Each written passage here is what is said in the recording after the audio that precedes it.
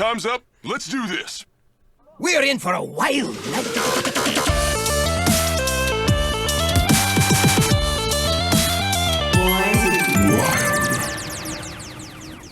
Welcome everyone to episode 242 of Born to be Wild, a wild Hearthstone podcast where we have fun, hang out with friends, talking about the wild formats of Hearthstone, and spotlighting members of the wild community. I'm your host, Hydralisk. It's great to be back on this wonderful Friday evening here in beautiful British Columbia.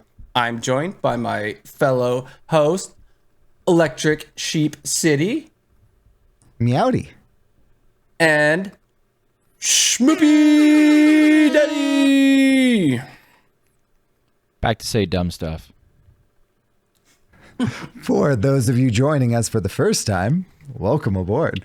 We record this podcast live every Friday evening at twitch.tv/borntobewildhs, and the video version of this podcast is posted to YouTube shortly thereafter. Audio versions are also distributed to all the podcast apps.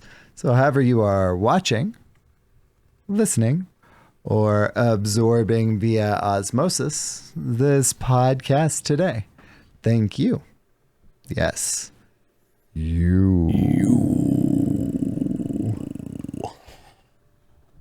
Content plug, Schmoopydady. Before we get into the main topic of the show tonight, I'd like to say a quick thank you to the patrons of our show. Your support means the world to us. If you enjoy this content, please like, subscribe, and comment on this video on YouTube. Another simple way to support the show is to leave a review on your podcast platform of choice. If you're watching live on Twitch, we've got some awesome emotes that you can unlock by subscribing to the channel. This is free if you use Amazon Prime. Finally, if you'd like to support the show financially, you can join our Patreon for as little as $1 per month. We have some channels in the Discord that are unlocked by subscribing to the Patreon, where you can see the show coming together each week. Check it out. If you'd like to interact with us personally, please join our Discord, a free and amazing online community of friends from all across the world who love talking about wild Hearthstone. Links to all of this stuff and more, including our merch, can be found on our website, which is www.borntobewildhs.com. Hydralisk, how's your week? Great. Honestly, it's kind of like in that perfect time of year where I can do the podcast without completely sweating like crazy and have to choose between having all this background noise of like an air conditioner going. It's to speak in American. I have my heat set basically at nothing. And so when I wake up in the morning, it's like 60 degrees in the house and it's like super nice and cool. And if I open up all the windows, by the end of the day, it's only like 66 at the end of the day. But outside, it's like nice 80-ish, right? Are you in like a lot of shade? Do you not get a lot of sun exposure? We have a lot of trees in the yard. There's a lot. Basically, when we moved to this place, I'm more of a rural liver, and we moved to like a suburb, and that bothered me. So I needed to get a place that felt like I was in a forest. So like our yard is like, we have trees that are like 100 feet tall, like all around the property. Oh, that's awesome. Yeah. So like I still feel like I'm in the forest. And if I go and pee outside, no one's going to see it. So like Hydra's a woodland creature. Got it. Yeah. I can go outside and chop wood and just, feel at home with the woods.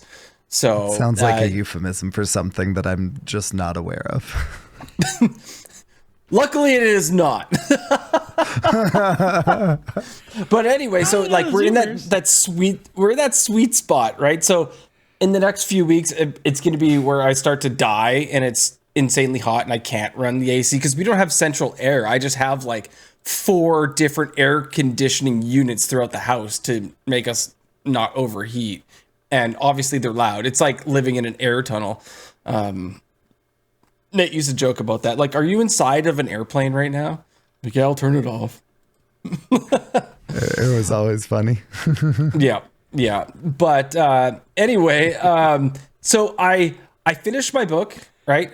Sorry, Sheep, I don't have a count, but I finished Rose Matter. It's okay.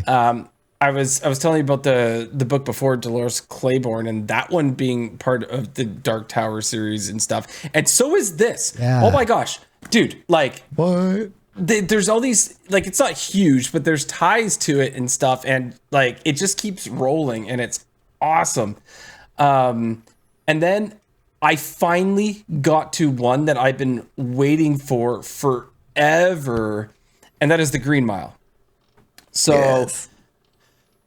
most people have seen this movie. Like, it is known as like one of the greats with Tom Hanks in it, and it's about the electric chair, ride the lightning, old Sparky, and it's got the little mouse, right? And I've seen I'm parts of on- it. I don't know if I've sat down and seen the whole thing.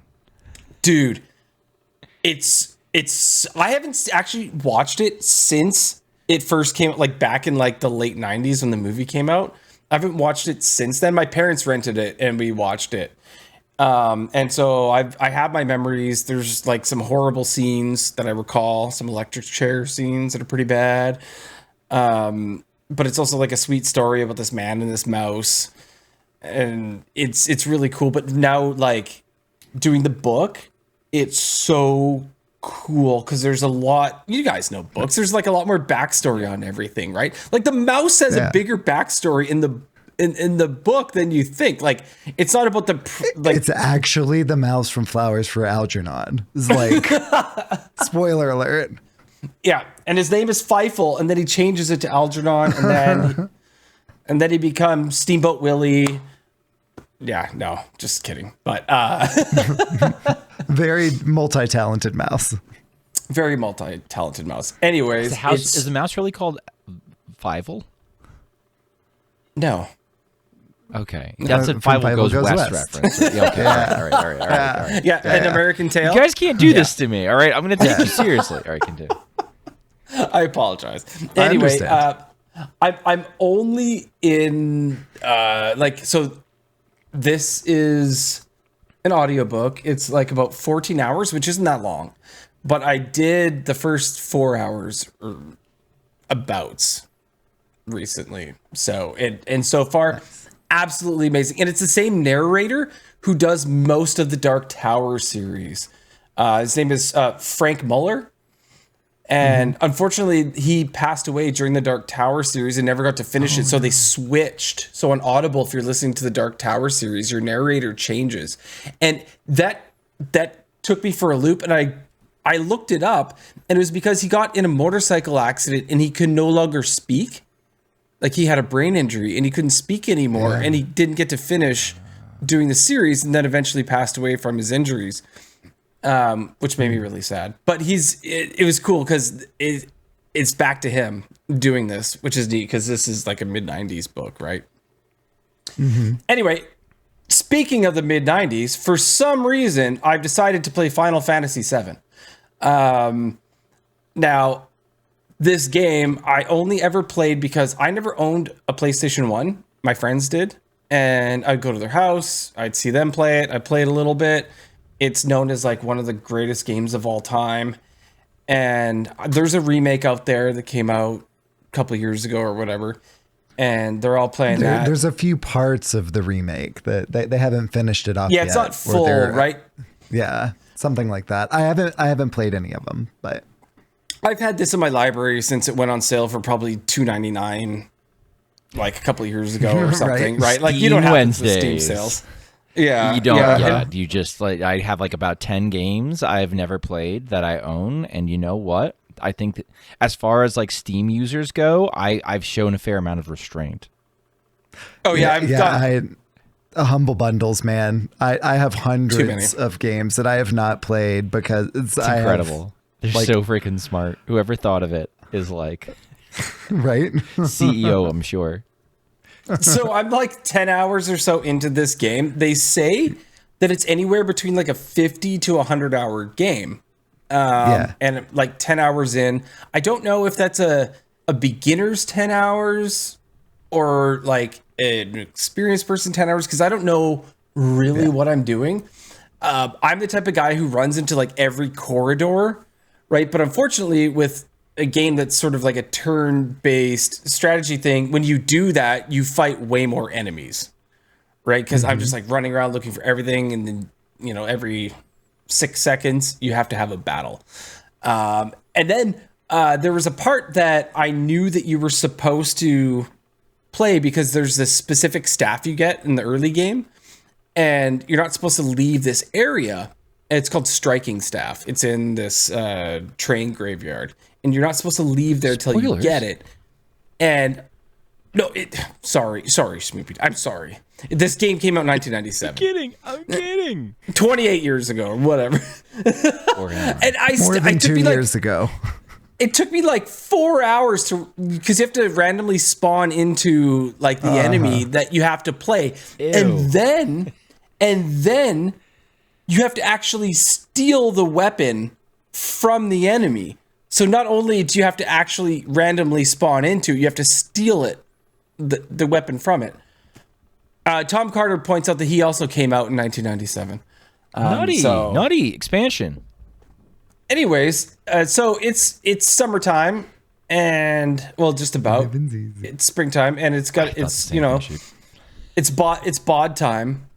Unfortunately, I'm more of a dad bod at this point in time, so I'm sort of working on. And I said this at the end of last year, like I was doing my push-ups and I'm doing all this stuff, and I'm trying to like get in shape. And I took it really seriously the last few days. I've gone on 12-kilometer jogs / walks the last few days, and I've got a killer sunburn. I'll tell you that. My legs aren't sore, but I was wearing like an undershirt, like tank top style undershirt, and I have the most ridiculous tan line or sunburn line on my back and neck. It's crazy. Like it's like I have bikini strap tan line. Like I went to Mexico and I'm a white chick. Like it's so funny. But my wife's laughing at me because of it. But getting that exercise, trying to get there, just putting that effort in. For those of you on freedom units, that's like about 7.5 miles, by the way. 12K. Yeah. About 7.5 miles. Short that checks. Yeah. So did that each day. It's kind of cool. Like I got this trek where I like basically walk down a mountain, do this huge thing, and all these trails. There's like some dikes and there's ducks, and it's like in this reserve. And then I got to climb back out is the issue, right? So there's this massive climb back up the mountain out, and then I walk back to my house, which is neat. I don't have to actually really go anywhere, like in a car. So that's pretty cool. And then today, my wife and I actually went for a shorter walk. We did about 3 kilometers, which is like, let's just call it like a mile and a bit, mile and a half or whatever. But then after, my wife and I went to a escape room, and it was cool. It was a Harry Potter themed escape room called Wizarding World. And so I don't know anything about Harry Potter other than there's like these balls called sneaks, and then people yell. Did I say it wrong? People yell Revelio all the time. No, you're doing great. Keep going. A+. I know the game is called Hogwarts. Okay, I got that part. Is sneak not right? No. Snack? The game's not called Hogwarts either. Keep going. This is good. What? The game is like Hogwarts Fantastic. Legacy. Hogwarts Legacy? Yeah. Oh, yeah. okay. All right. There we go. That is one of the games. Yeah. Okay. I got that part. Yeah. I know that is all I know. Oh, and then I know I'm not supposed to say his name, but it's like Voldemort, right? Yeah. And then that is it. Oh, there's also those little plant dudes, and you take them out of their pots and they scream. I know that because they were in the escape room. You pulled them out of their pots and they screamed. They were so funny. Anyways, we did Ugly little dudes too. We did this escape room today, and it was so fun. It was so fun. My wife's into all that, so we went to it, and I love escape rooms too. And I knew that I was going to be as useless on a what, you know. And I wasn't that useless. because like I'm good at puzzles and solving things, playing Hearthstone, like combo decks and stuff. Yeah. That's a puzzle in itself. So that definitely helped. But when they were talking about using different spells with different wands and stuff, I was like, I have no idea. Like you got different wands, and this one's like this light spell, and this one's like whatever. I didn't know, but it was really cool. We actually finished. You have 1 hour to do it, and we did it in 40 minutes. Nice. Yeah, we were told we had one of the better times, so that was cool. And that was basically my week. Sheep, how was your week? Hey, my week was really good and really busy. So on Saturday, I went on a hike with my wife and a little man. And yeah, he was on my back, like on it's basically like this backpack type thing that he like straps into. And so like it was not not quite a 12 kilometer, more of a 5 kilometer hike, but it was still like going out there and doing the thing. And he had so much fun. There was another picture that I have, but I didn't send to Hydra for uploading here. That was not for him. His bad there. But the where the lamb's just like pointing up because he saw an airplane, just like loving it, every minute of it. It was so much fun. A new class has also started. So I'm on the last class of my master's program. Started this week. And yeah, it's almost done, y'all. The end is nigh. Do you have senioritis yet?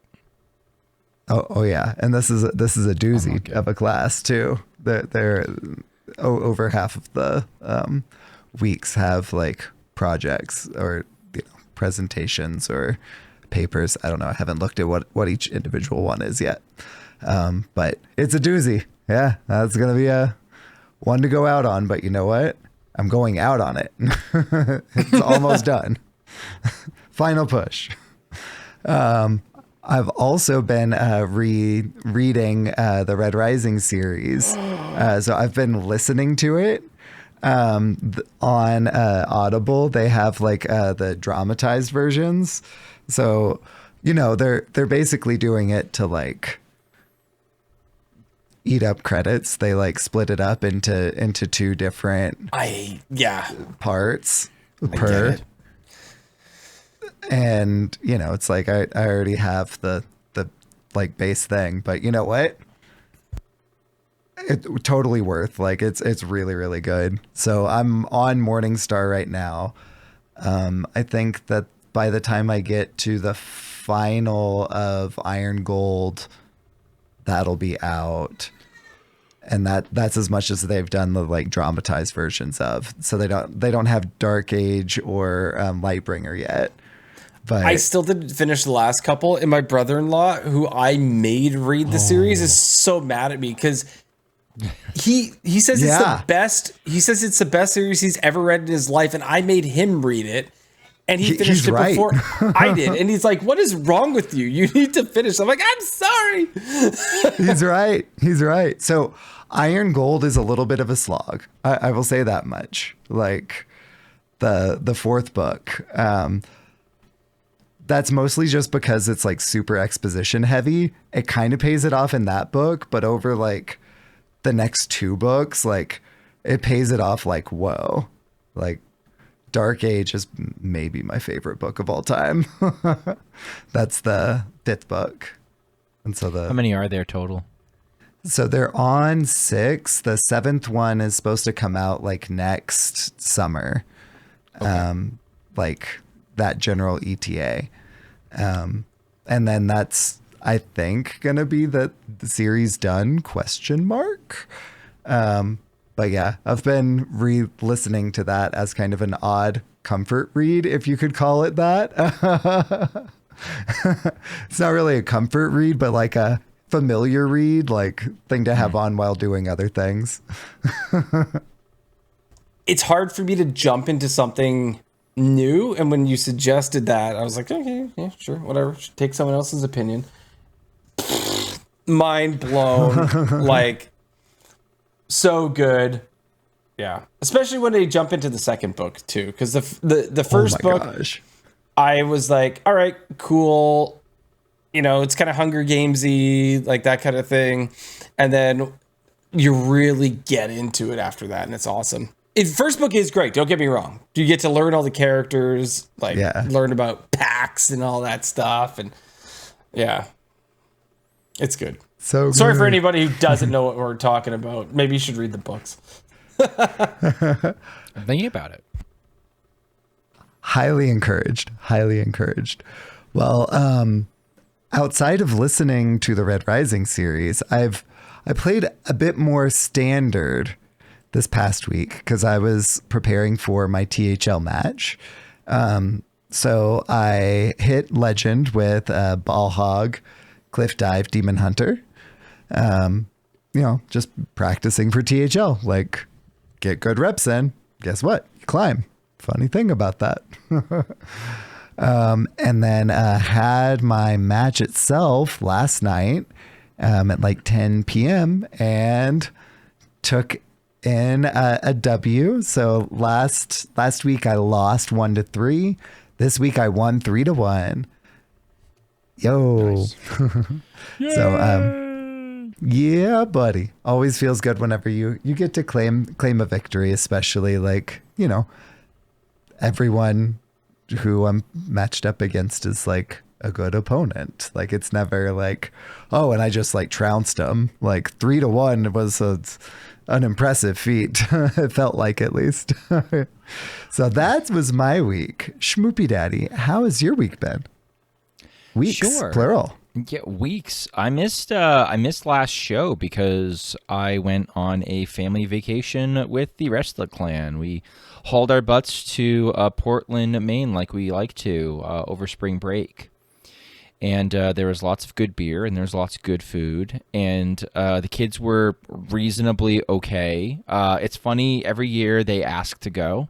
They ask for it. Like, we think about it, and they ask for, like, okay. And we book the hotel, and then we go, and, like, my son needs to work on transitions.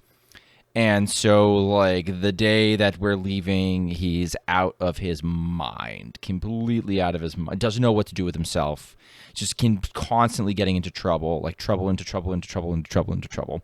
And so managing that is a ton of fun, especially in the morning of the vacations. But, like, what we're kind of working on now is, like, okay, so Schmoopy, you wake up, all right, you're self-sufficient, you're allowed to go watch TV. And he wakes up at around like 6 a.m. these days, which is an improvement, right? So he's waking up at 6 a.m. Nice. He's servicing himself. He can go watch TV. He can go get, like, we have in the fridge food that is at Schmoopy level for him to obtain if he's hungry. He's never hungry, but, like, not in the morning. But we encourage him, like, go eat a yogurt, a yogurt pouch, sit down, watch what you're watching. He's watching My Little Pony right now, which has a surprising amount of seasons and depth to the plot.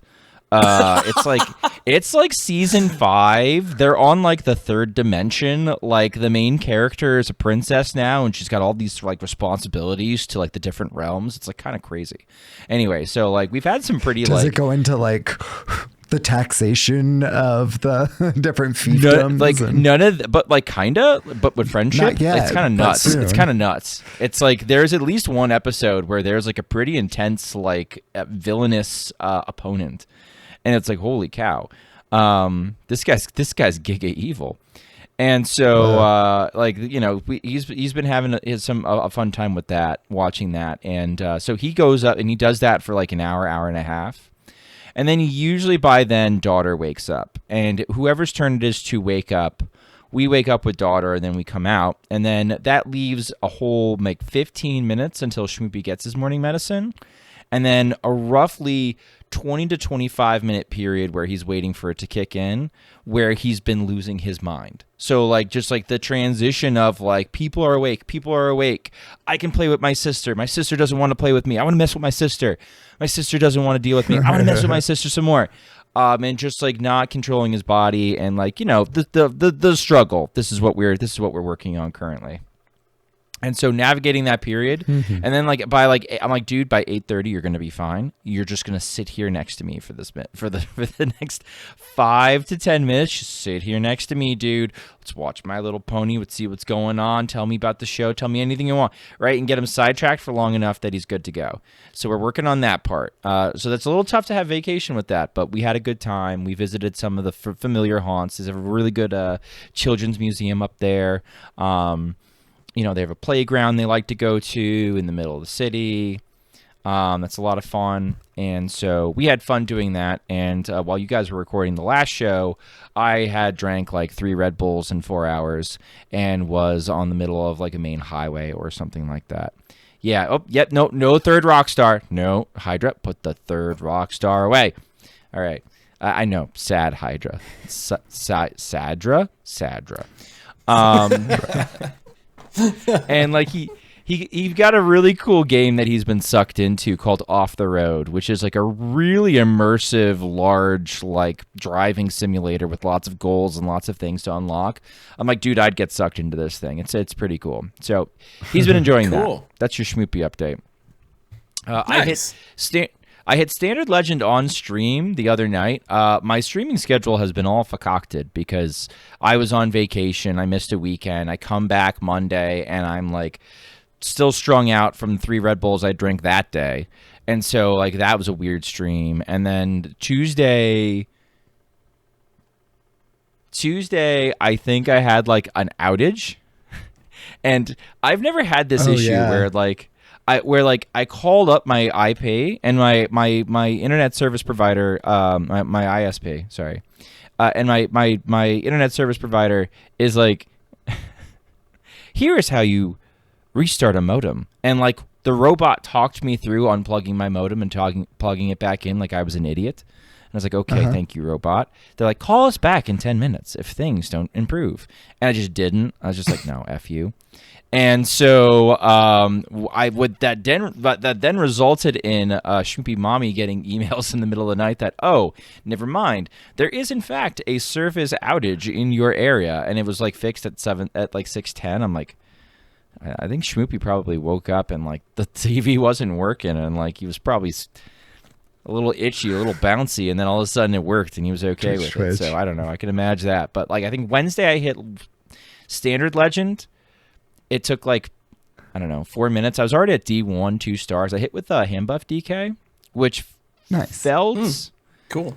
Unless you were hitting one of the larger control decks, felt pretty oppressive. I don't know. I felt like I was oppressing people. I only lost to a couple people who could get under me, and anybody that could go long with lots of clears, which felt ironic because I felt like I had layers upon layers upon layers of threats. But like control and standard has a weird amount of ability to absorb pressure and then like sort of squeeze you out. But we could talk about that later. But it hit Standard Legend and then played more Wild and like, you know, had another stream completely interrupted and canceled because last night I had a turn for Holy Wrath Lethal on stream, and then 11:30 hit and there was yet another outage and my stream died. Just straight up just died. It was just like turn 4 Holy Wrath was too much for the stream. Couldn't handle it. The only other thing that's kind of cool in my week is I'm gearing up for competition tomorrow, 6 a.m. at my time. I've been invited to be a part of the West versus East competition, which you can outline a little bit later. But it's pretty cool. We're looking at the 8 of the quote-unquote best players that the West can provide from the EU, NA servers versus, 8 Chinese players. It's one of the best that they can provide. And so my first opponent at 6 a.m. is Last Dong, who has brought several Reno decks. I can see Hydra trying really hard not to laugh at the username Last Dong. Nice job, Hydra. You're hanging in there. Great. And so I'm gearing up for that. I brought Skipper Warrior. I brought 30 I've Holier had Ass multiple Hostage employees Mage. with that name. I've done very well over the years. Not laughing at the name. You're doing great. But this was the last one. This is the last one. It's the only one left. 30 Holy Wrath and what was my last deck? Oh, Astral Communion Druid. Astral Communion Druid is like civilized man's like big shaman. Like I have a great list that can pull off an Astral Communion on turn 2. And so for the rest of the game, you're kind of like, you're just goofing off with whatever cards you want to play. It's actually kind of cool. So I'm bringing that, and I'm going to try and high roll them tomorrow and see how this goes. There is money in the tournament. I get like $15 just for participating, so it's nice. Really cool there. But it starts at 6 a.m. and they're like, no, you must be available from 6 to 11 a.m. And I'm like. Honey, babe, can I participate in this? She's like, yeah, I don't care. So I have free reign for the next 2 mornings. The one thing I'm going to do is like, if I miss my match because my kids are Easter egg hunting, dance the hornpipe. I don't really care about Hearthstone. So, but that's a thing to look forward to that I'm excited about. And with that, let's check out the news. Welcome to the news. The news is so good. This week in the news, I do not want to disappoint people like Tom and Milsey because I did say I would talk quickly about a dream I had about Schmoopydady. So this week in the news, I did have a dream. What? It's about you, but it's not about you. I don't know. It's kind of like influenced by multiple things. Like 16 things can happen in a week, and it like formed one dream. So Blue Train one time hosted the show by himself. Okay. That is, I think, one influence. Brian Kibler is another influence. And you are an influence, and Red Dead Redemption was an influence. So basically what happened was Schmoopydady, it was your birthday, and you were going to do a birthday stream, and you bounced and didn't tell anyone except for Nate Wolf. So you message Nate and you say, look, dude, I can't do my stream. I'm going out with like my wife and my buddies. We're going to have a great time. But you didn't tell anyone. So we're all like, okay, it's Schmoopydaddy's birthday stream. Everyone's going to watch. And the camera comes on and it's Nate Wolf. But he's got, Brian Kibler's like let his hair grow long and he's got the big gray beard. Well, that's what Nate did. He like let it all go. Like his hair, his beard is like massive mustache, massive beard. And then the Red Dead part of it is he's wearing like a hat that he like had to kill the animal for. Like it's like he shot a buffalo and it's like this buffalo like head over his whole thing. Nate. And not a wolf and it was amazing. And no, not a wolf. It was like a buffalo. Nah, I played too much Red Dead Redemption. And then he ran your stream under your channel, and he killed it. He had like so many views, and like there was all these people who were like all having so much fun. It was like the neatest like compilation of all of my like content that I've been taking in recently combined into one. And yeah, like I don't know what to say, Schmoopydaddy. It was like, thank you for, I guess, contributing to my dream. Thanks for dreaming of me. Wiser words have never been spoken. Wiser words have never been spoken. All right, wrap it up. Next up in the news, so since we don't have a lot of news, I'm going to actually rewind to something that we haven't done in a while. Funny usernames. So I've been looking back in the funny usernames channel. We haven't touched on it in a while. We sometimes we sort of like to censor these. I'm not going to say them all, but we haven't touched this in like 6 months maybe. So there's a bunch. So I'm just going to rewind a little bit. So my wife for ire. If you're a StarCraft fan, and so this is dating back to September of September of last year. Next one, Fart Lake. And as Dr. BOMD says, I repeat, do not swim in Fart Lake. Next, we have, I'm going to skip past those few. Randy Marsh. Everyone loves Randy Marsh, right? Then we have Deadly Daddy. I think that person is trying to be Schmoopydady. We got Kinky Crikey. We've got Butt Guru. Twerking Gecko. Beer. I skipped over one, by the way. Booty Nuggets. Booty Nuggets is pretty good. There is Crispy Bacon. That was submitted by Mios. Crispy Bacon. It's actually spelled Chris, like the name, and then P Bacon. I've run into them a couple of times. Yeah. Yeah. Fanny Biter. What the heck? It's a little mean. We've got... Unless. Dang it, I'm lost. You don't judge. And then one that I thought that was neat was Captain Trips. So if you're a King fan, Captain Trips is like a deep cut. And then, yes, I'm a wizard. I also ran into No Soy Bot. No Soy Bot. Yeah. So, like I'm not a bot, but in Spanish, No Soy Bot. They were on. Oh, I got to get back on the Shadow Duolingo. Priest. Were they a They were on bot? Shadow Priest. I think they may have been. They think it might have been a bot? Yeah. I think they may Which have been is a bot. even better if they were actually a bot. Right? I didn't Anyway. report that one. No, it's because that was They funny, claim right? not to be a bot. So, they pass the CAPTCHA. They just play rhythmically is all. That's...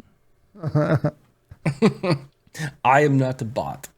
All right, so in Hearthstone news, we've got a bit of a delay on a couple things. So we were told to expect an arena refresh upcoming, and pets are upcoming. So there was a quick little update.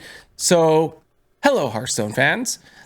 Soon we'll be heading into patch 32.2, our special 2.2 patch that will include both our new Battleground seasons and the new Into the Emerald Dream mini set, bringing shakeups into our two biggest modes. Holy crap, mini set coming that fast already is Already. that's crazy to think about. Like, this seems so fresh. The set's still. been out for almost a month. Like, it was I March know. 25th. Yeah. They're trying to Wild, keep things right? fresh. Yeah. Didn't they say they were kind of like this mini set was coming fast, but then it's going to go to the normal cadence after this one? Like they were doing like a reset. That's true. They're doing They're doing like a reset to make the schedule fit better somehow. But there you go. Yeah, I don't remember the exact timeline shift, but you're right. That is something that is happening. So if you've been following our announcements, you might remember that we previously announced our big arena refresh. Yeah, that was supposed to be in this patch too. Well, the team is working diligently on that update, and it's coming together nicely, but we feel that the mode can benefit from a little more development time. So basically, they're not done. They want to, refine it a little bit more.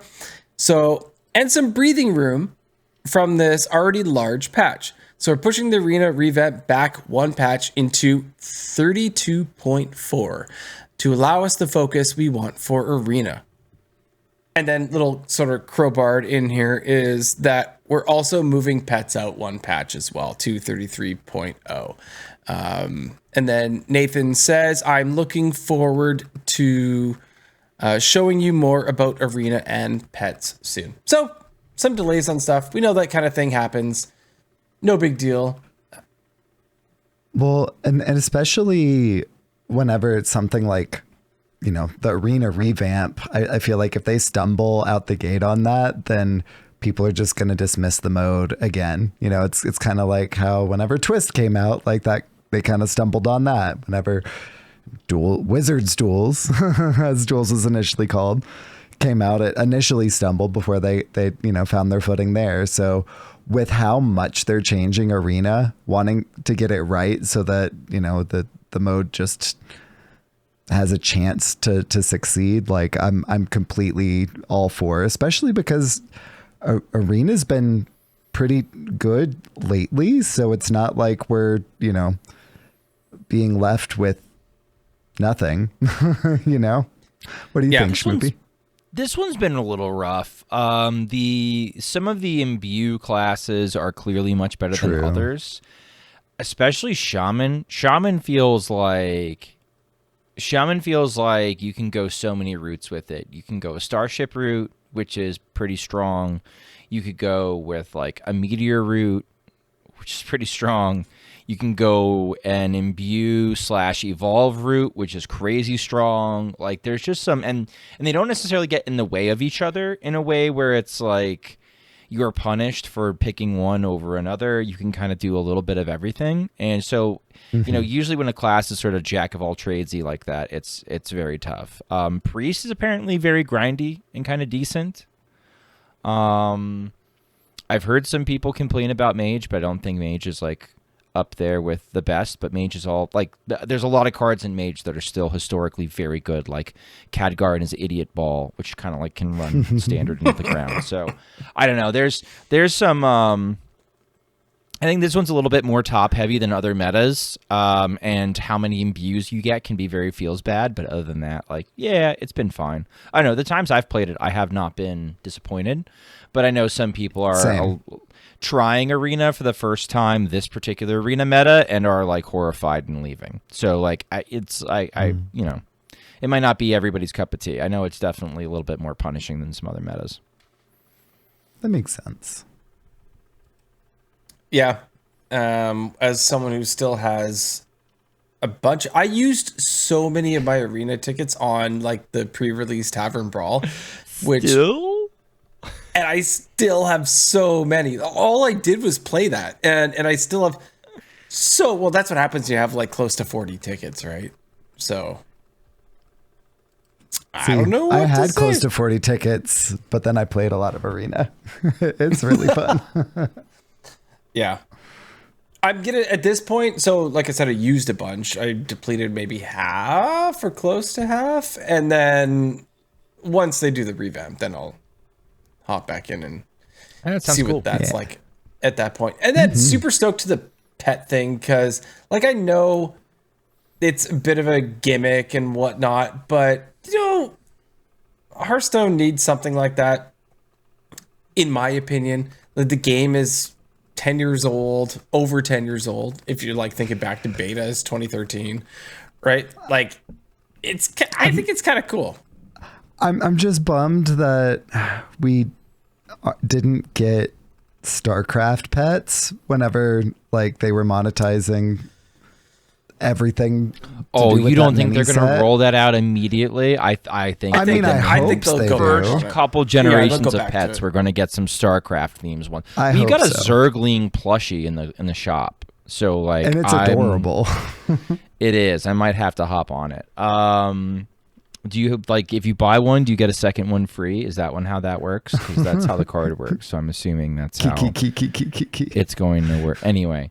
But yeah, no, I would expect, I'd be shocked if there was not some form of StarCraft themed pet in the first I'm going to say within the first 3 iterations of pets, in the first It has 3 to be. waves of pets. I'd be shocked if they didn't. I They'd don't be think they leaving could money wait on the too table. long. What are some other like common names that you would be surprised to not see? Like Ragnaros is the obvious one, right? But what are some other Tiny King like Crush.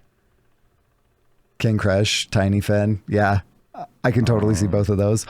Oh my gosh, if we don't get these little plush boys as pets, They're not on the- interested. They're not interested in selling those in the shop. I think they completely misunderstand the power of King Plush. They're not interested in making money, clearly, because if they were interested Blizzard in merch making team money, fail. if they're interested in making money, selling King Plushes would make them money hand over fist, and they refuse to do so. So I'm not holding my breath on that one as far as like a pet goes. But yeah, it wouldn't shock me if we got like a normal King Crush and also a King Plush. I feel like that'd be a the good one. digital team is like digital sales team is a little bit more plugged in than the like merchandising team though. And it might not be their fault, but Also true. Over the years in places like Japan and whatnot, they have done a lot more commercial stuff with Hearthstone. There's been like fast food restaurants, and there's been like juice cartons and like all this sort of stuff that you could buy that have had like Hearthstone logos on it and all this sort of stuff. I think just maybe because it's Baker there, I don't know, but in the Americas, that's just not been a thing. Like if you go to your local GameStop, right? You see Mario, you see Kirby, you see Donkey Kong, you can see I don't know, like Banjo-Kazooie, stuff like that, like in the little plushie thing.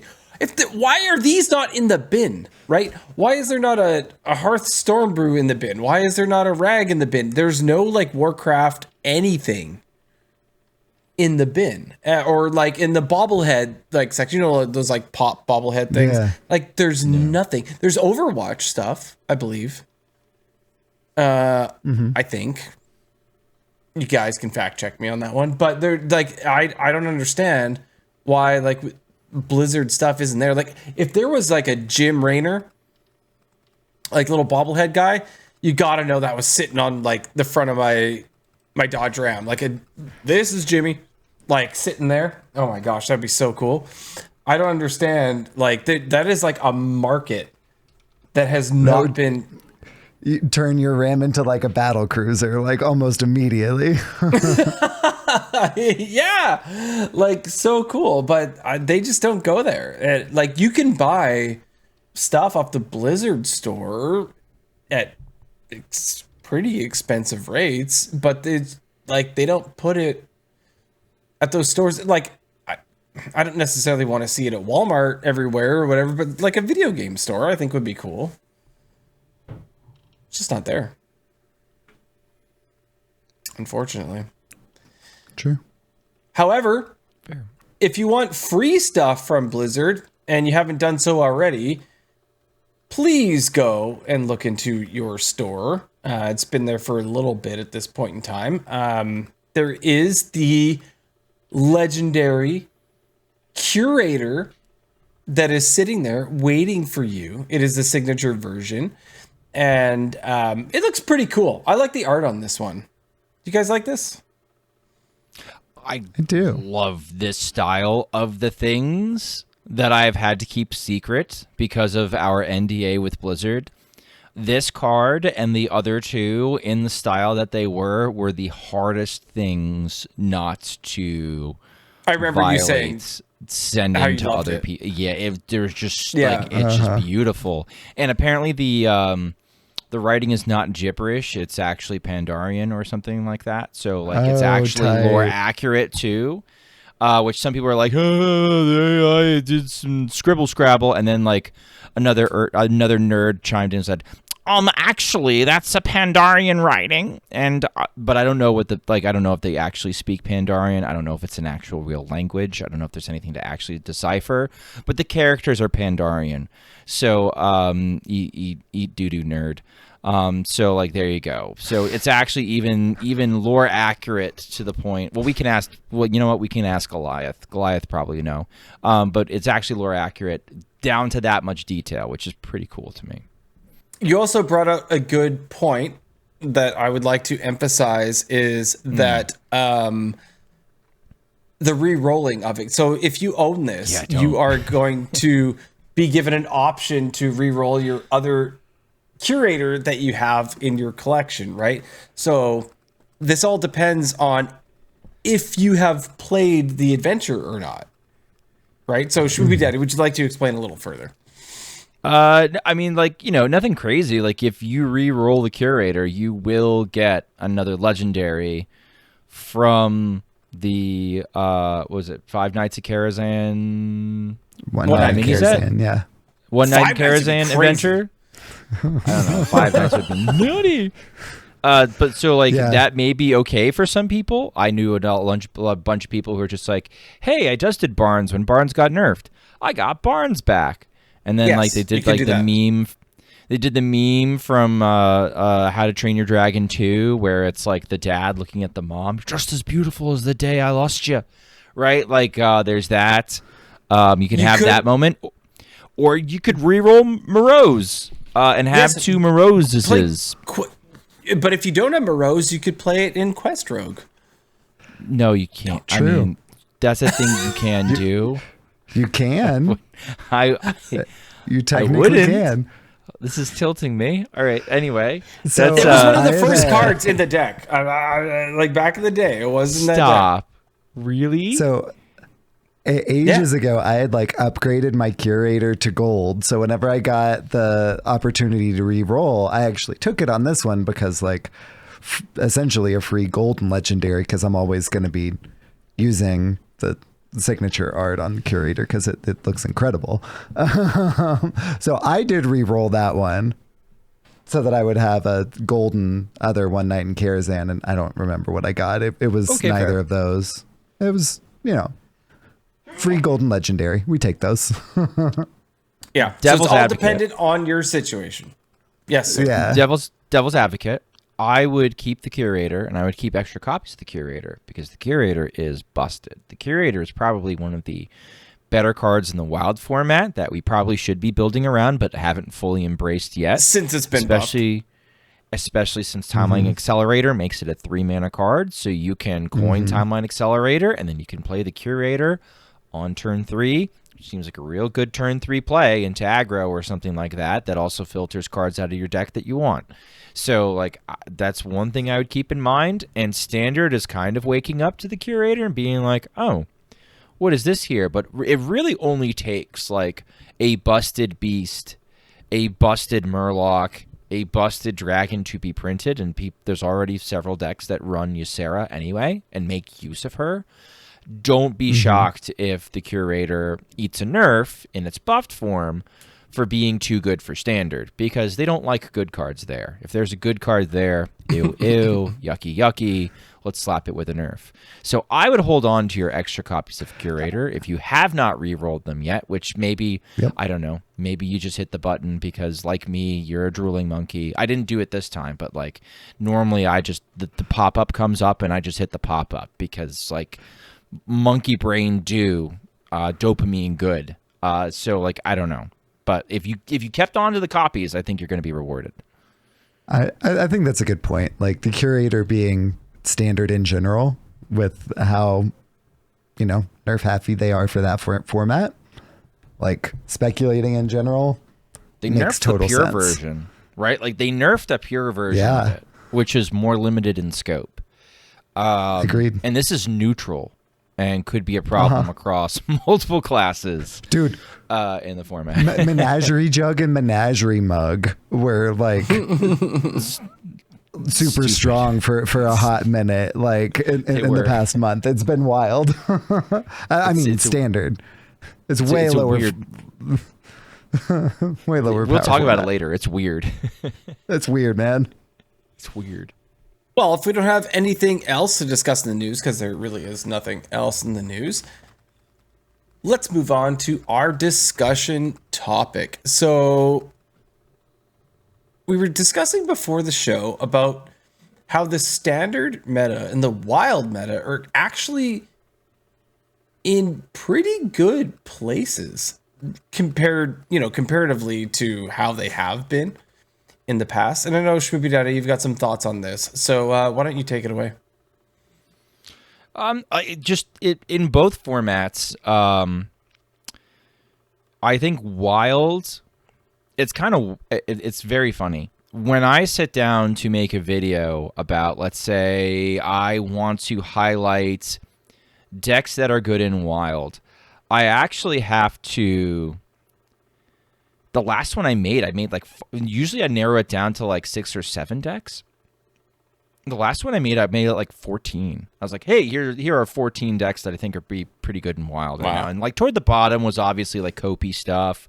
I included my Skipper Warrior that was just like, I think I can make this work, but I don't know if everybody can make this work. Your mileage may vary. And I think that's a good deck.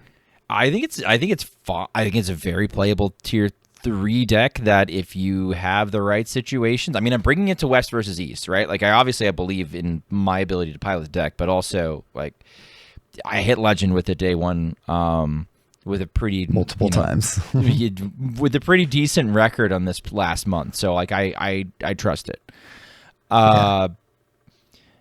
But there's also like just like so much stuff at the fringe, and even stuff that keeps kind of leaking out. Like the number 2 and number 10 on Asia a couple days ago, we're playing this like 30-card Dragon Druid that looks so cool, and the pop off is so cool, but it folds to Shadow Priest like crazy. So like it's not something you discover down at the bottom of the ladder where you're going to see a lot of aggro. And along those lines, there's definitely warts on the current wild meta, but just from a lot of top players, there's a lot of variety, especially at the top of the meta. At the top of the very top of the ladder, everybody's playing like a different deck. They're kind of playing what they want. You could say it's good players playing bad decks, but like it's not a meta where one deck is limiting what's happening or what you can kind of play. Not at the top of the meta for sure. I'd say not even midway down the meta. It's like, to quote Martian Boo, it's kind of like the best wild can be. There's minor changes I think you can kind of make and like balance adjustments, but who knows what effect they actually have. Like things are just kind of good right now, and the best decks are very skill testing, which like good players like. Like they don't like it when, let's say, like Even Shaman is one of the best decks and like a bot program can run it efficiently, because then it feels like there's less skill expression in the format. You get less buy-in from those skilled players. So like it feels good, and it feels better players even from standard that come and dip their toes in, and then feel like, okay, if I learn this good wild deck, I can express my skill and I can achieve something. And I think that's a positive for the format when that's happening. The standard meta has a lot of variety, and I've heard the VS podcast even goes so far as to say that that there's just so much innovation, and meta breakers are kind of coming out every day, and it's been a lot of growing pains to get to this point, and some kind of some tough balancing decisions. I mean, depending on who you talk to, some people say that it's the fact that they reset the power so much is a big deal. And some people would argue that vehemently. I think it's been kind of part of the problem. I think it's just they've had to like somehow address the balance, and now that they've addressed the balance, we have a good meta as far as standard goes. But also, it has its warts. Some people do not like playing against some of the best decks.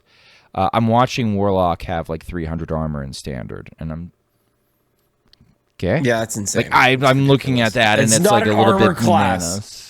It's not an armor class, and it has like 300 armor, and it's squeezing me out. What is happening? Having played, to standard legend, so I think I've seen a fair representation of the meta. Like, there's a lot of cool stuff. There's a lot of neat different strategies that you can do. It just does feel like the control decks kind of just sort of squeeze everything else out. And I have seen a lot of frustration from people who play both formats. Particularly, I think maybe the people that play both formats kind of saying like, man, there's some really grindy strategies in standard that I do not like. That is sort of an issue versus in wild the issues we've had. Imbue Mage at lower ranks is a menace. Lower ELO players do not, I think, are having a tough time adjusting to playing against it, and are having, because you have to play sort of aggro to aggro it down, or you Colossus have to is squeeze ridiculous. it out of resources. They don't play Colossus in the wild Imbue Mage, but yes, in standard Colossus I know is like obnoxious as far as like sitting back and like burning people out. In wild, people are like, well, I can't play minions after turn 5 or 6. And that's true. Like you just like against Imbue Mage, you have to just then you just lose to Reckless immediately. Yeah, find a way to kill him from hand. And like, some people are more interested, to quote KVLT, and I think this is a good quote, some people are more interested in making their opponent lose than actually winning the game themselves. And so ping like Imbue Mage is really picking on that type of player that wants to play that type of game. And also there's a bot belt. I'll be honest, like right now between like 2K and 1500 Legend and Wild, I think there's a nice thick padding of 30 Shadow Priests, and you can prepare for that, and you can climb right through it, and you can farm the crap out of it, but you need to be prepared if you're somebody who only plays like 4 or 5 games a day, and you're in that like little like band range, you might find yourself playing against 4 or 5 Shadow Priests right in a row, and so like plan accordingly. Bring your warrior, bring whatever deck you like that farms the Shadow Priest, farm the Shadow Priest and get over it, or like, crash under it some more. But it's definitely there. And so like, Wild's definitely not perfect. I'm still getting hit for 125. I hit somebody for 125 turn 4. Arguably shouldn't happen in the format. You could make the case. You could make the case. It's a format where you can go back and play your favorite deck, Schmoopydady. Okay. I'm sure you can. I've still been playing this Uther hero portrait from. It is. I was going to ask Sheep. Sheep. So you said that you played some OTK Uther this week, right? Yeah, earlier today even. Yeah. So how is it going still? Still good. Like I was playing on mobile, so I don't have like stats, but I started at like 999 or something like that, and ended up like 7 something. Oh, so still winning games. Yeah. It's fallen off so hard. It's got like a win rate in the 40s now on HS Guru. I don't know if people are stopping playing it, people are stopping countering it, which means that maybe you can still win with it. I mean, there's definite ways to counterplay against the deck. The problem with that deck is it's all or nothing. It shows you very much of combo decks. Yes, it's like, okay, I have the nuts, and I'm letting you know it's in my hand right now, and now I'm gonna give you 10 mana. Do you have Theatar? And like, rinse, repeat this often enough, the deck's win rate's going to suffer because of it. And I like now you can strategically choose to play Nas or not play Nas. Like there's different ways that you can play it. I know there's decks in the meta right now that are like, okay, give me 10 mana. I'm going to erase you right now. Right here. And so like that's another thing that's tripping it up. I think people completed the weekly quest for that challenge, and like they played their 15 wild gods and then dropped it, and they said, okay, this is like either too boring or not effective anymore or what have you, and stop playing it, because I think there are definite ways to counter it. I know I wasn't on last week to be a little bit of a poo-pooer as far as the deck goes. You could go on some streaks. Like Martian went like some absurd amount. Hammered 16 to and 3. He was not playing optimally, and it did not matter. It was about as on the rails as you can go. In fact, 16 and 3. It might be the most bottable combo deck in Hearthstone It ever. might be. Yeah. Ever. There's probably an Uther bot out there someplace. And it's I went 11-3, and then that quickly changed. So I'm looking at my stats from my original version. I went 11-3, and then that changed to 18-12 because people started countering it. Yeah, which was still 60% win rate. But and some decks won't be able to punish you. Normalizing to the mean. I'm looking at the beginning, and like I win, and then towards the end, it was like, okay, they dirty ratted me, they Theotard me, like it was, or it was bad. Aggro you down. Like there's not that many there's not like that many survival tools. And Schmoopy Mommy, this was really cool. It actually felt like we were having a little bit of a co-op session. No euphemism there. Where I'm driving on the main highway to the city, and like she's climbing. She's trying to climb to Legend. She hit Legend as we pulled into our hotel. But like I'm like sneaking a little glance, and I'll be like 30 mage, probably in B mage. Like don't like and like just like a little thing like don't play minions past turn 4, like just like burn them out with burn from hand. 'Cause she was playing short XL Shadow Priest, so like she had plenty of burn from hand. She could execute that strategy perfectly. You know, and like it was the first time where like she's been backseated so hard by her brother for so long. She has like, you know, PTSD if anybody else is watching her play and like judging her. She's like, no, get the hell out. I don't want this. So it's been very hard for me to impart any knowledge to her.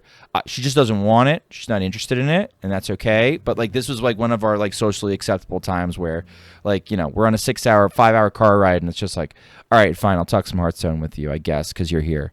But it was fun. It was fun because we did it, and it was cool. And she'd tell me the situation. I'd be like, how much health do you have? You know, what are you playing? You know, what are you playing against? Playing against a mage. 30 health or 40 health? 40 health. You found your Ashen Elementals? Like, it's just like little things like that. Like, I don't need to see the whole board state the whole time to hold a conversation to it. So it was cool. So that's a problem with that Uther deck, because like they'd give her 10 mana and she's just like, I think I have lethal, and she'd like Vol'jin their Nas, and then smack them with an 8/8, and then play all her Mind Blasts, and she'd go tee-hee, I got a star, and like, you know, and just sort of move on. So that deck has definitely fallen off. But like there's a lot of stuff have you guys seen any Libram Paladins? Talk about a deck that has fallen off. Yeah, it was when I first started playing this deck like 2 weeks ago, the OTK Paladin. I saw a lot, and then like a lot of Libram Paladins 2 weeks ago. Now I don't see anything. I've seen like one or two in the past like week. Like you can complain, I think, about the wild meta being like, oh, well, there's too much Paladin, but it's actually crazy because Paladin has one of the most diverse classes, and none of the decks themselves take up an oppressive percentage of the meta itself. So you've got Libram Paladin, which is almost extinct. I mean, people play it, but like I think people play it because they have the deck loaded in there. It's just like I hope not. Yeah. It's very slow, and it allows too many decks to do things that it wants to do. Call to Arms Paladins made a comeback with Showdown and Beam being very good. You've got Reno Holy Wrath Paladin. You've got Normie Holy Wrath Paladin, and Normie Holy Wrath Paladin comes in both 40 and 30 varieties. And then you've also got the Uther OTK. So I have seen somebody in Martian's chat simultaneously complain that they want a more varied meta, but also they want to know, like, when they queue into Paladin, they're upset they don't know what deck they're playing against. Don't do the mental gymnastics. You're going to break something. It's just right. I think people are just sick of seeing Paladin because, like, you know, the stigma is there that, like, well, playing against Paladin is boring. It's like, well, tough. No, it's a variety of different, like, you know, it's a variety of different approaches. It's not that bad. I don't know. Yeah, better than Secret Paladin. Get down. I hate Don't that. rule I it hate out. I don't know if anybody's tried it, but Yeah. Shh, no one heard Mysterious me. Challenger is 5. Okay, I'll put that out to the right people. We'll see what happens. It's a secret paladin. No, it's part of what makes Call to Arms really good right now is it pulls your web lords, and web lords are very good into the meta. So then it becomes okay. Well, how do we protect the web lords? And that's when we're doing beam and showdown, and even some people even playing Righteous Torith. Protectors. Yes, Righteous Protector and the new 5-drop Torgoth. I don't know. Goliath's going to eviscerate me later on pronunciation, but the new 5-drop where it's all divine bubbles, take 3 hits. That one's pretty good. For those who are curious, Blood Knight does erase those. It ignores the stage of the bubble. I wasn't sure because knowing how Hearthstone is coded, who freaking knows? It could have just it could see the bubbles as being different bubbles. It could see the bubbles as nope, they're all divine shields. We'll slurp them right away. It could only take 1 layer off the bubble. No, it actually takes it the could whole have counted bubble. them as 3 bubbles Who for knows? the buff. Yeah. Who knows? I am not a Hearthstone lawyer for a reason because I don't want to have to defend the language of the card and also how the card actually plays. It's it's madness. It's madness. So, but yeah, no, that's just sort of the general vibes. I'll take your guys' vibes on it. On having, since both of you sort of are dipped your toe in both formats and what you're playing. Good metas, warts you see. What are we thinking?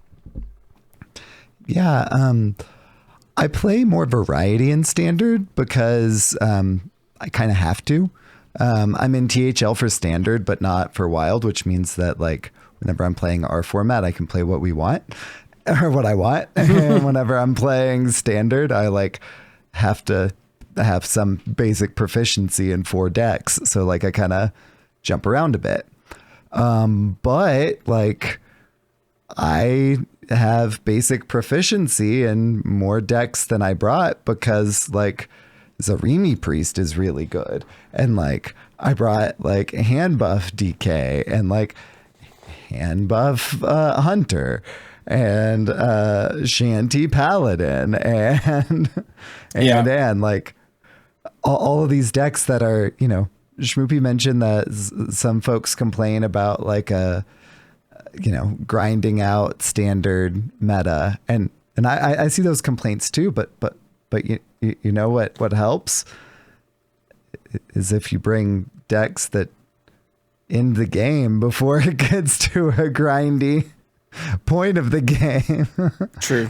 Because if it goes to that point, then you've lost. Just scoop it and go to the next. Yeah. So I've been having a lot of fun kind of doing more varied things there. And then, I've been playing more of a homogenized stuff in our format. But even at that, I've got my Exodia Paladin and I've got my Questline Warrior, which is terrible and not going to be a thing, but it's fun to play. It's still fun. Yeah. And stuff like that. I have a lot of fun in both formats, and the fact that the the most recent expansion has not really introduced much. I think if that was going to be the case in any kind of meta, that this seems like a good one for it. Yeah. What do you think, Hydra?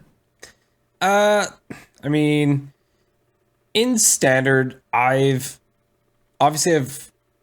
like to try all the different new things because you can't really do that in Wild, right? But then when I find something that I really like, they nerf it. But I was playing a lot of leeches, like the leech DK, right? Leeches are disgusting, right? They're good, they're annoying. You have to kill them. And then they nerf that. It's still pretty good, but that's kind of what I was going for in Standard if I was gonna attempt to climb, but in general, I'll like play like a starship, like whatever deck, because I have to build starships, right? I've done a lot of like imbue decks just because maybe I need to imbue. So like it's kind of all over the place in standard. I don't have like a favorite thing there. It's just like if I've got a quest to do something, fortunately I do have a good collection and I can sort of do whatever. I will say, while I'm trying to have fun, the hunters, they really do slam down on that fun and they just kill you. So maybe I should be playing hunter because hunter seems to be quite aggressive in standard. It's a little ridiculous. I don't, you guys, I have 9 stars in standard, I think, right now. I think you both might have 10. Maybe they're not as powerful at 10, but when you're trying to have fun, the hunters are rude. They're still good. They're still good? They're still good. Yeah. Yeah. They're pretty rude.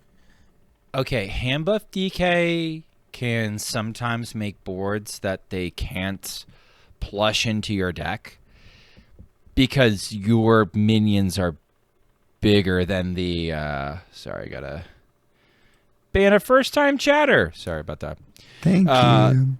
So sometimes they're bigger than your their plush can only get so big and you can get much bigger than the plush. That does take some help from the opponent killing your puppeteers and stuff. So like I'm not saying that it's consistent or that that's necessarily a reasonable place to go, but yeah, I don't know. Usually also like, you know, tempo. Like the hunters are usually sitting back and sort of playing token minions. It's more of a combo deck than a tempo deck. So you can kind of get ahead on board. But like I said, like I don't know, I would try hand buff DK because hand buff DK just sort of feels to me like you just make the biggest thing in the yard, and the only thing you really lose to are things that can keep removing the biggest thing in the yard. Because it is a little slow, but because the format's kind of slow, you could afford to take a couple turns off and then just sort of go with it. Yeah, like I'd straight up run one of the 3-drop, 3-mana 2/4 Death Rattle dragons that gets a 5 cost or higher spell from your deck in my Zarimi Priest to just stall against hand buff DK in particular. Like it also helps then my deck, which then, you know, that helps my win con in general. Like that, it helps the deck in other matchups too. But like hand buff is why I straight up run one copy of that when most others kind of like dropped it. Yeah. It's almost like Arena. There's times in Arena where I will keep my payoff card. Like I would keep Khadgar and his Idiot Ball. Playing Mage in Arena, and that is a 6-mana card, and I would keep it going first because it is literally the most powerful thing that my deck does. And in a format where things aren't hyper synergized and things are a little bit scuffed, if that's the best play I can make, I'm going to keep it. In hand buff DK, you keep a 5-mana taunt that makes a 1/1 copy of itself. You keep it in the mulligan. It's the best card you can see. It's great. And like it is the straw that stirs the drink, and you'll just sort of make do with whatever hand you get, but you want to get that card and you want to sit on it and you want to stay on it.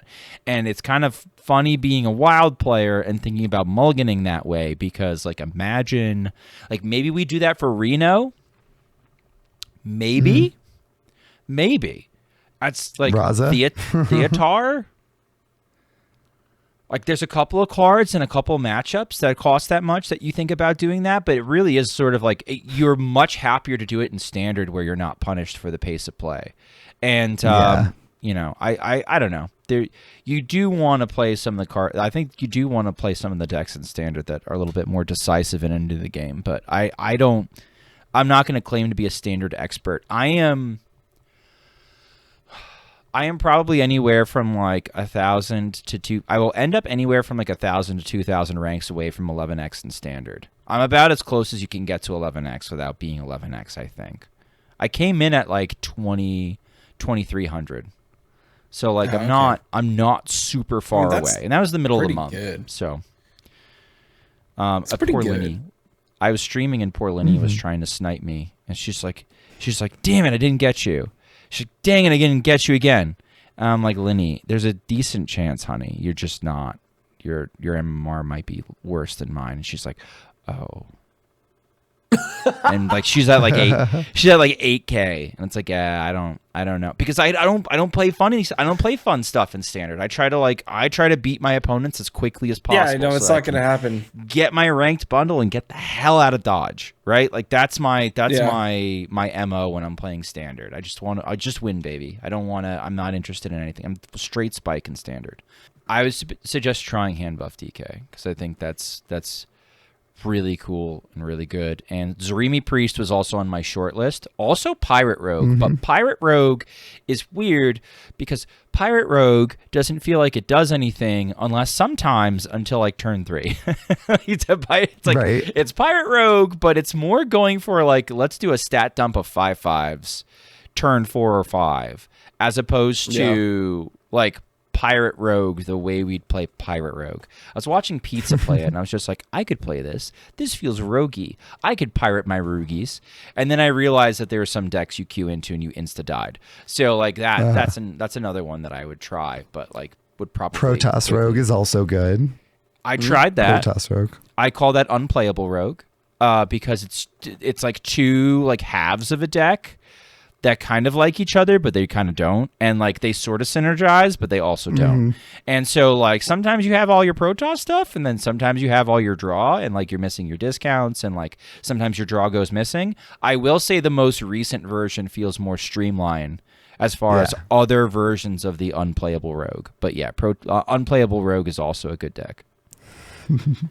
I'm looking forward to see like what the next cool wild thing is. Like I really appreciate when something like this OTK Pally comes up. We've had it before, obviously, never this streamlined, right? Like this is the most easiest, quickest version we've ever had. But I'm looking forward to see like what's next. Something always pops up. This was really cool. I appreciate how it's actually warped the meta. I think that's cool. Like a little bit, right? Like people were teching for it so hard that the whole like meta like can kind of change based on that. And those things when they happen, I think are neat, because we've had times where Wild is really stale, like really, really stale. And so when something like this pops up, I think it's neat. I don't feel like it's stale, and what's wild is it's yes, because it's wild, pun. But it's been practically the same meta for going on 3 expansions. And if it was a worse meta, you'd be having people, I think, leaving in droves. I don't know if we would have a podcast. It'd be dire. But we've actually had like kind of an amazing meta, and you could have this discussion about like, is Hostage Mage the best deck in Wild? Yeah, it could be, but also it looks tier 3 in stats on HS Guru because it's really, really freaking hard to pilot, and also it has some bad matchups that are more common down the ladder. So like, I see a tweet like, is it time to change raw math to once per game? I'd be like, sure, if there wasn't like negative number of people, percentage of the meta actually playing who's playing Hostage Mage right now. If you're queuing into a mage, you're probably queuing into an imbue mage, to be completely honest with you, and they're probably playing a minor secret package. But yeah, that should be a theme. That should be a theme for another episode. Don't HS Guru and drive. The amount of people that just sort of blindly net deck whatever list they see with some obvious flaws in it is like baffling to me. But yeah, no, we'll that'll be a different episode. But no, things are great right now, and we should sort of sit back and enjoy it, because I agree. it's not always like this. And if you want to get into Wild, now's a great time, I think, because we could find something that you like, and there's a lot of budget options too that actually work pretty well. Schmoopydady, I heard that you were going to ask one of us a question. Oh, yeah, I do. Okay. This is actually going to require a DM. Go ahead. Well, I don't know which one of us you're going to ask. I'm going to ask you both. Oh. Yeah. Well, I'm going to have to play 2 different buttons. Fine.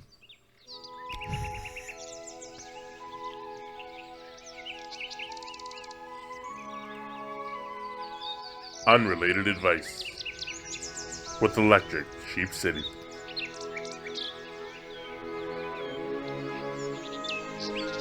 And Hydra.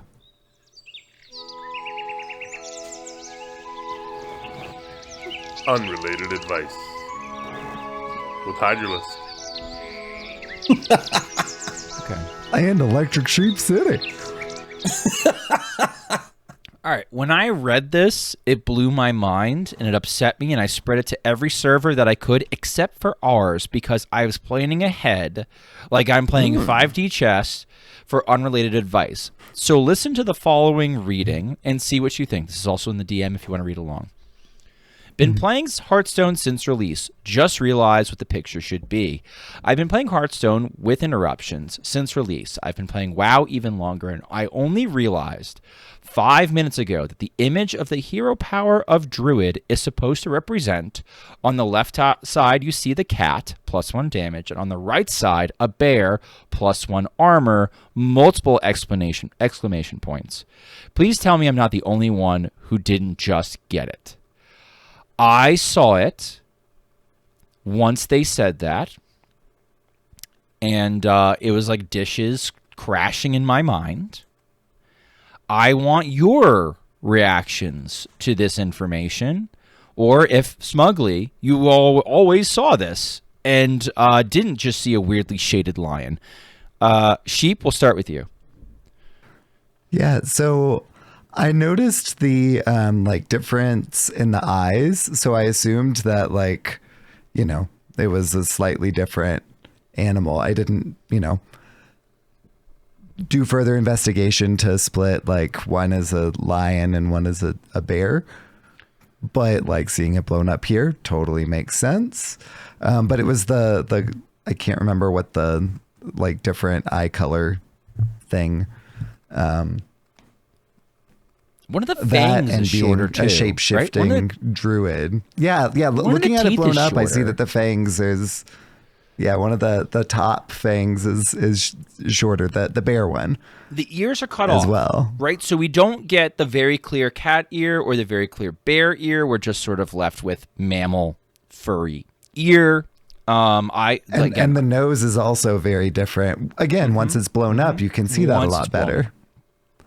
Yeah. Hydra? I reject that this exists.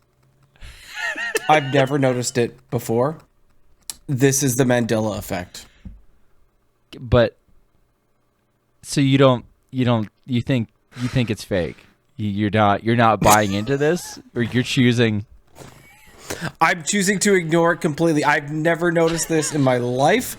This is like 10 years old. This is the first time anyone has ever pointed out it didn't exist before. I refuse to believe it. In fairness to Hydra, he's played like 6 games of Druid, so like there's no. It's not like he's been staring at this button for a long time. I have like Meanwhile, I have like 270. over 4500 druid wins. I have like 276 wins with Druid, something like that. Mind blowing to me. It's mind blowing to me. It's amazing. It never happened. It never happened. Never happened. Well, wiser words have never been spoken. You heard that on Born to Be Wild. Born to be wild. Oh my gosh. And so since we talked about a lot of Paladin, I just want to give everyone in the chat a treat.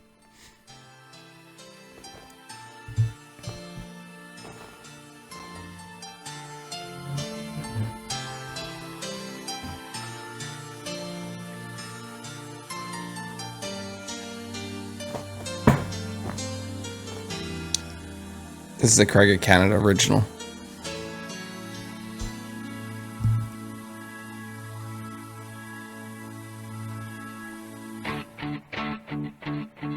Look,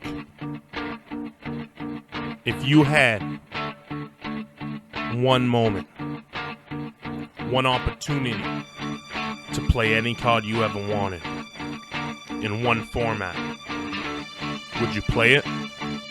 Or just let it sit? Yo, he's playing wild. Yeah, wild makes him smile. He'll play standard every once in a while, but it's just not really Craig's style. He gets to play games with cards like Defile, even in 2 years when they rotate out. Yeah, that's what I gotta shout about, is we get to play cards when they rotate out. Isn't that what Hearthstone is all about? Playing with the history, man, it ain't no mystery that in Wild we get all the perfect synergy. Secret Paladin, Murloc Paladin, all the Paladins. It's really lots of Paladins, but we have giant decks too. Giant Mage, Giant Warlock, a Giant Zoo. I don't know, but I love it, man, don't you? Come and play Wild and you'll love it too. You gotta play some Wild, you'll love it, you know it, because once you play it, you won't let it go. Yeah, you get one shot, you gotta come and play it now, cause we get to play the cards once they rotate out. You gotta come play some Wild with us, you'll have fun, you'll love it, you'll never wanna let it go. You get to play the cards that you never get to play, you get to play them in Wild every single day. Yo, we gonna get Nate on the track soon, guys. I'ma make him do it. Shout out to Team One Trick for holding it down for us in the Wild. We ain't got HCT, but we got you guys, and that's all we need. Keep it going, guys. Keep it clocked in. Wild format all day, every day. Word.